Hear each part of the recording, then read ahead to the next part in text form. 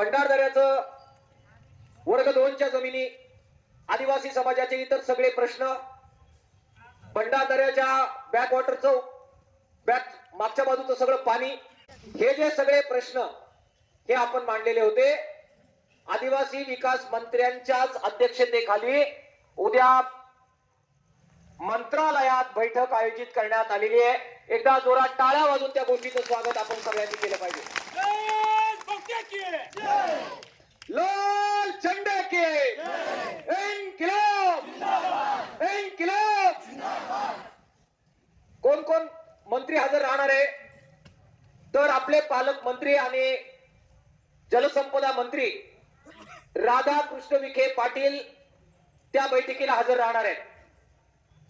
त्याचबरोबर आपल्या भात शिजवणाऱ्या महिलांचा विभाग, शिक्षण विभाग, त्याचे प्रमुख दादासाहेब भुसे हे सुद्धा त्या बैठकीला हजर राहणार आहेत. आपल्या अर्धवेळ परिचारिकांचा विभाग आणि आशा कर्मचाऱ्यांचा विभाग, ज्या विभागाशी संबंधित आहे त्या आरोग्य विभागाचे मंत्री प्रकाश आंबेडकर साहेब सुद्धा बैठकीला हजर राहणार आहेत. बांधकाम कामगार संघटनेचं काम ज्या विभागाशी संबंधित आहे ते बांधकाम विभागाचे प्रमुख म्हणजेच कामगार मंत्री आकाश फुंडकर साहेब हे राज्याचे प्रमुख मंत्री हे सुद्धा हजर राहणार आहेत. प्रधान सचिव कोण कोण हजर राहणार आहे? कामगार विभागाचे प्रधान सचिव हजर राहणार आहेत. शालेय शिक्षण व क्रीडा विभाग म्हणजे आपल्या भात शिजवणाऱ्या महिलांचे सचिव, मंत्रालयातले प्रमुख राज्याचे, ते सुद्धा उद्या हजर राहणार आहेत. त्याचबरोबर आपल्या पीटीएलए आणि आशा यांच्या विभागाचे प्रधान सचिव, सार्वजनिक आरोग्य विभागाचे सचिव सुद्धा त्या बैठकीसाठी उपस्थित राहणार आहेत.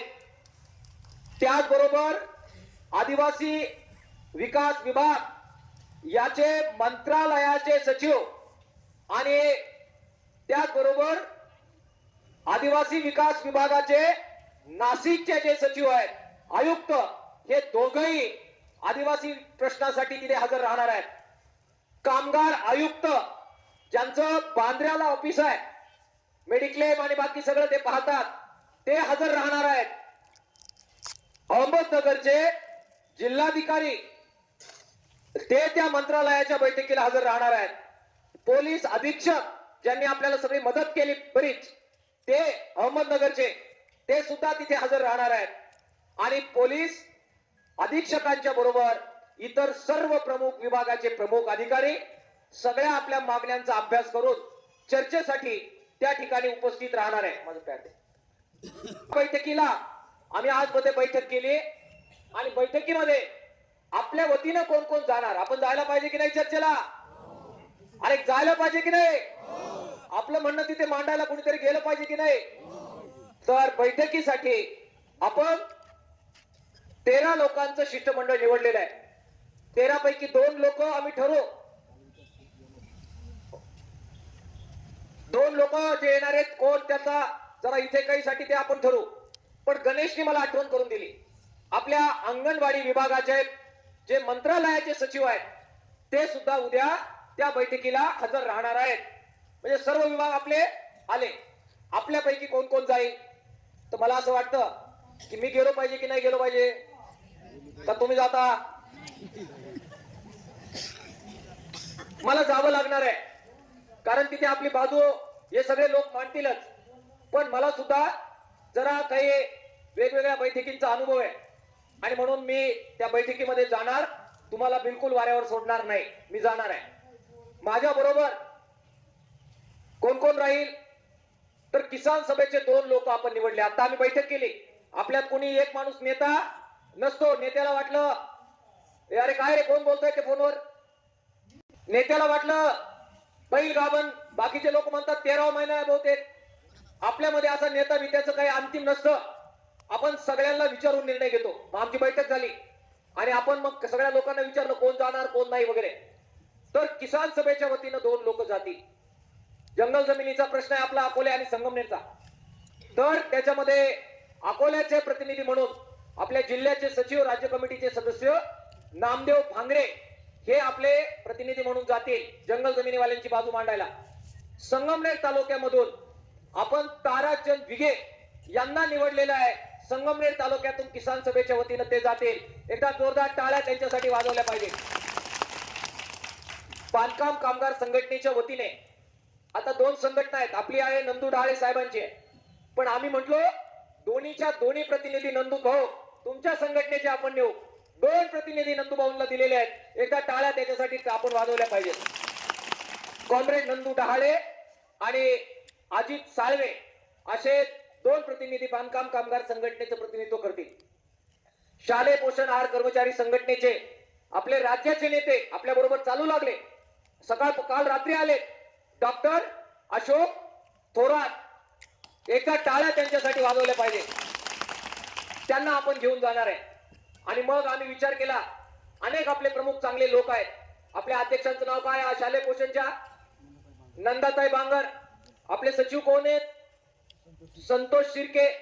आपले गणेश आहेत राऊरीचे. अनेक आपले चांगले नेते.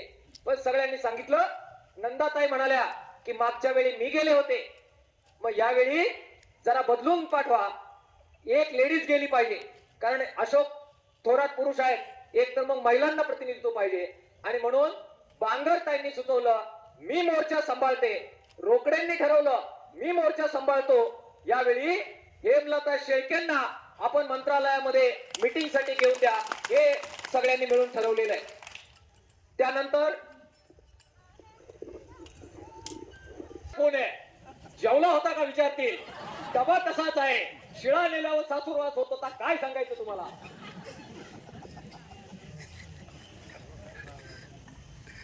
आशा कर्मचारी संघटनेच्या अर्धवेळ परिचारिकांच्या वतीने कल्पना घनवटे आणि संगीता काळे.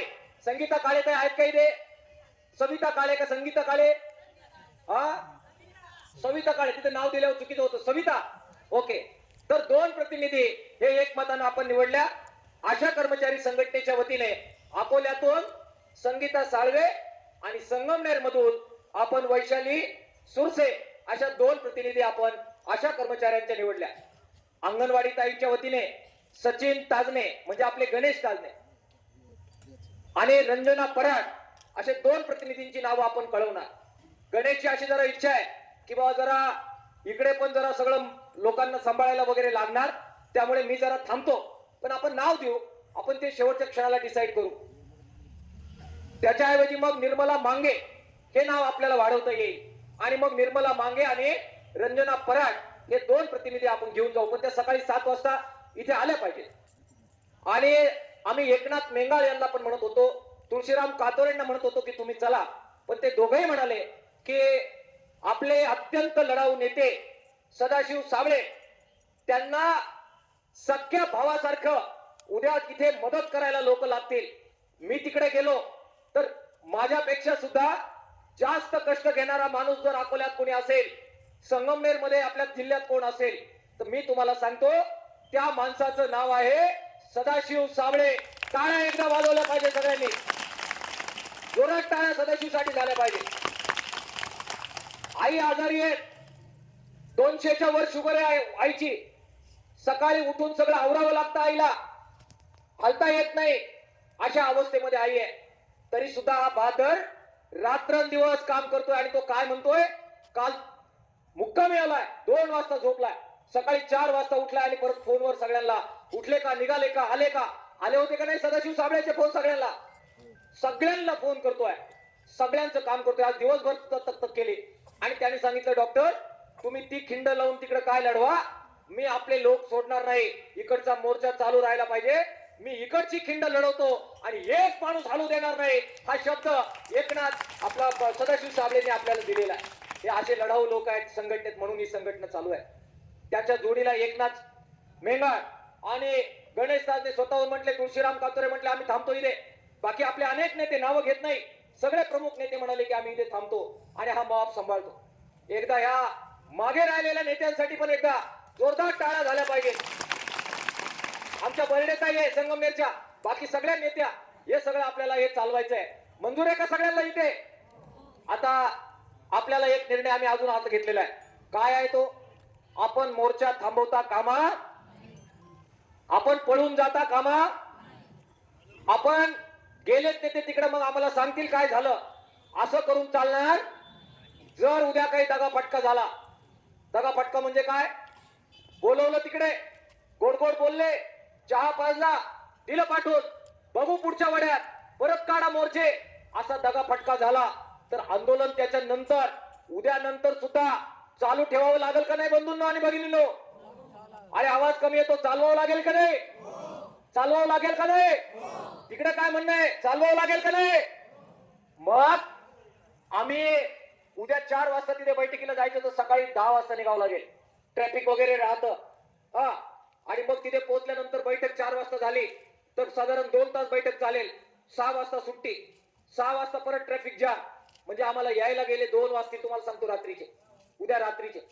आणि मग रात्रीचे 2 वाजले आणि आम्ही इथं आलो प्रकल्प प्रांत कार्यालयावर आणि पाहत होतो काय, सदाशिव साबळे एकटाच हजर. चालेल का असं? चालेल का? अरे सगळ्यांनी बोललं पाहिजे. चालेल का? आवाज लय बारीक येतो तुमचा, मला तुमच्यावर विश्वास जरा वाटेल असं बोललं पाहिजे. पळून जाणार आहे का तुम्ही? आवाज लयच बारीक येतो. जेवण करायचंय का सगळ्यांना? अरे आता तरी हो म्हणा.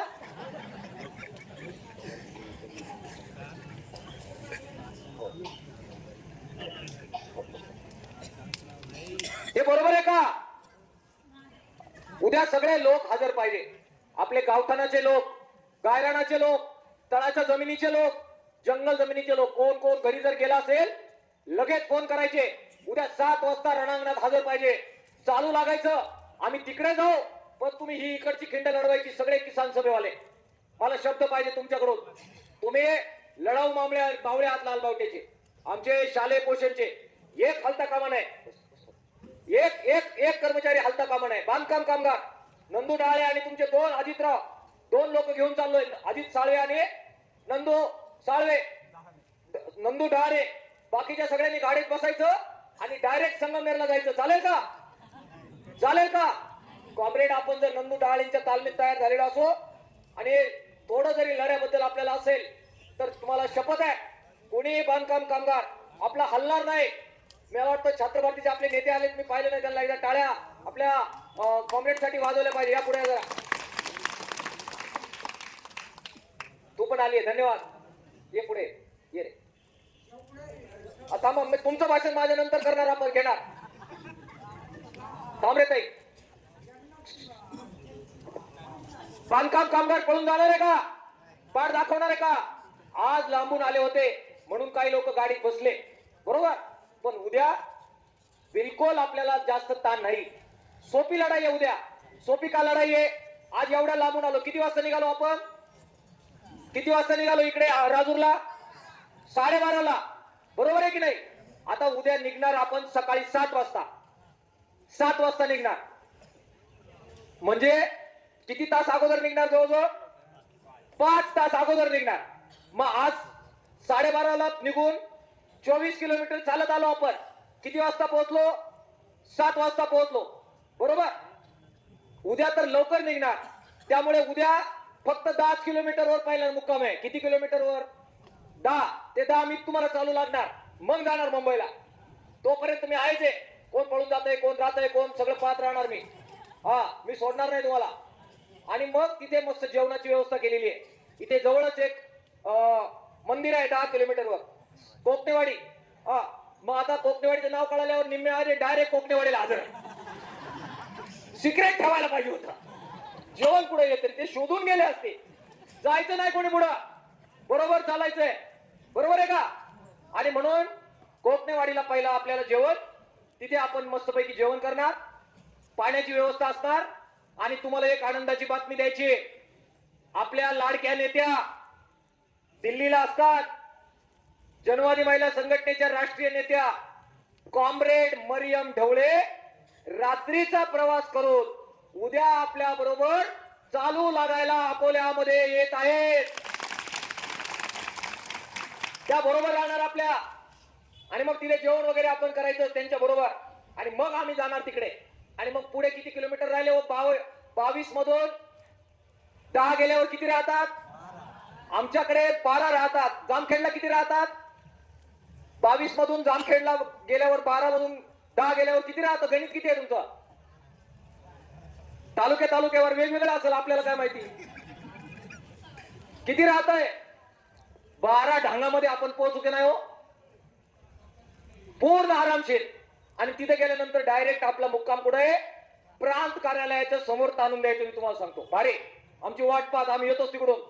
आम्ही डायरेक्ट नाशिक मार्गे येतो. रस्त्यावर झोपू नका, आमची गाडी फास्ट राहणार आहे. डायरेक्ट येणार आहे आम्ही सगळे. पण रात्री किती पण वाजता येऊ, पण तुमच्याशी बोलायला येणार. डायरेक्ट आम्ही कुठे घरी बिरी जाणार नाही. माझ्यासाठी थोडीशी जागा ठेवायची झोपायला. तुम्हाला सांगतो, मी थकेल राहील, मी तिथं झोपणार तुमच्यावर, आजही इथं झोपणार आहे. बरोबर? तर उद्या 1 वाजो 2 वाजो आम्ही काय झालं मंत्रालयात ते सांगायला तिथं येणार आहे. ऐकायला थांबणार आहे का नाही तुम्ही सगळे? आवाज लय बारीक आला रे. थांबणार की नाही? थांबणार की नाही? आणि मग चांगलं झालं असेल तर स्वागत, आणि चांगलं झालं नसेल तर तिथंच आराम करायचा. चलो लोणी, पाय पाय निघायचं. मंजूर आहे का सगळ्यांना? मंजूर आहे का? आवाज बारीक आला. मागच्या लोकांचा पाठिंबा नाही आम्हाला. मंजूर आहे का मागच्या लोकांचा? हा, आपल्याला आता बघा त्यांना पाठिंबा मिळाला त्यांचा. आता काय हरकत नाही. ते म्हणले आता डॉक्टर तू जा, आम्ही चाललोच घरी. बाय सांगून टाकलं आता अजिबात घरी जाणार नाही. ते आता पक्क ठरवलेले त्यांनी. मग ऐका रे यमलताताई, नवलेताई काय म्हणतायत? खिचडी चांगली शिजली होती, आता अजून शिजवायची आपल्याला. मंजूर आहे सगळ्यांना? हा, तर अशा पद्धतीने जायचं. आपण या ठिकाणी इथे 2 लॉंग मार्च झाले. एक कुठं झाला? नाशिकला, आणि एक कुठं झाला? पालघरला. त्याचे जीवन मार्ग इथे आणलेले आहेत. आपल्याला आठवण म्हणून याच्यामध्ये अनेक फोटो आहेत, अनेक फोटो आहेत, लेख आहेत. काय मिळालं, कसे लढलो, सगळं याच्यामध्ये लिहिलेलं आहे. आता ज्यावेळी जेवायला तुम्ही बसाल किंवा उद्या, हे सगळे अंक, हे वेगवेगळे जीवन मार्ग आहे. तिथे बंडकरी नावाचं आपलं पुस्तक सुद्धा आपल्याला राहणार आहे. फक्त स्टॉल लावून होणार नाही. ज्यावेळी जेवणची वेळ असेल, ज्यावेळी इतर चालन असेल, त्यावेळी आपले लोक आपल्यापर्यंत येतील. हे जीवन मार्ग आपण विकत घेतले पाहिजेत, वाचले पाहिजेत, हे आठवण म्हणून आपण ठेवले पाहिजेत. आता मी तुम्हाला सांगतो, जसं आपण नाशिकचं छापलं की नाही जीवन मार्ग, त्यांचे फोटो छापले, कसे चालले, कोण चालले, कसं चालले. आता तुम्ही पण चालला, याच्यानंतर तुमचा पण अंक निघेल. कोण चालले, कोण लढले, हे सगळं छापणार. आणि त्याच्यामध्ये शेवटच्या पानावर कोण पळून गेले याचं पण छापणार.